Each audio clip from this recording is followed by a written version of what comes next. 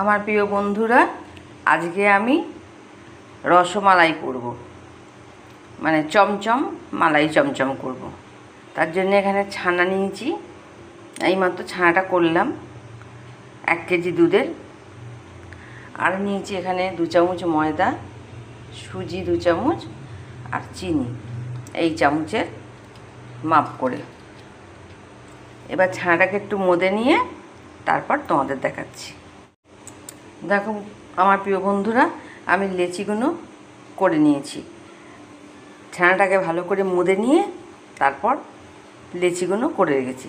এইবার আমি ল্যাংচার আকারে করব, তখন তোমাদের দেখাবো। দেখো আমি সব ল্যাংচাগুলো করে নিয়েছি। এইবার ক্ষীরটা করে দেব, যখন ক্ষীর করব তোমাদের দেখাবো। আমার প্রিয় বন্ধুরা, দেখো কড়াতে আমি 1 চামচ ঘি দিলাম।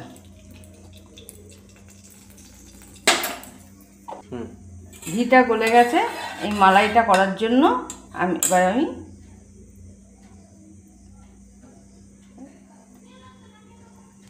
এই দুধটা দিয়ে দেবো।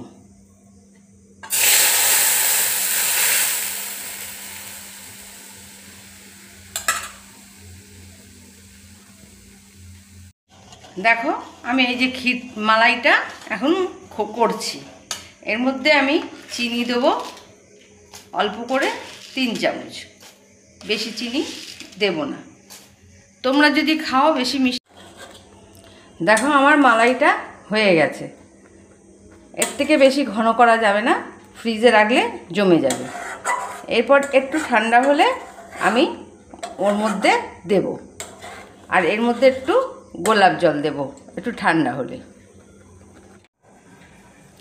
আমার প্রিয় বন্ধুরা, এই দেখো আমার কি বলে এখানে, এটা রসমালাই হয়ে গেছে।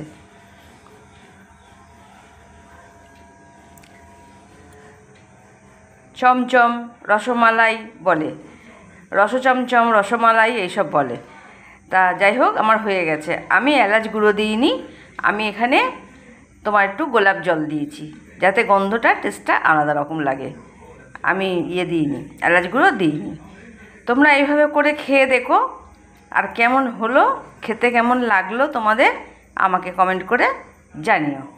লাইক, শেয়ার, কমেন্ট করো, সাবস্ক্রাইব করতে ভুলো না, বেল আইকনটা প্রেস করে রেখো। যারা ইউটিউব থেকে দেখছো তারা সাবস্ক্রাইব করো।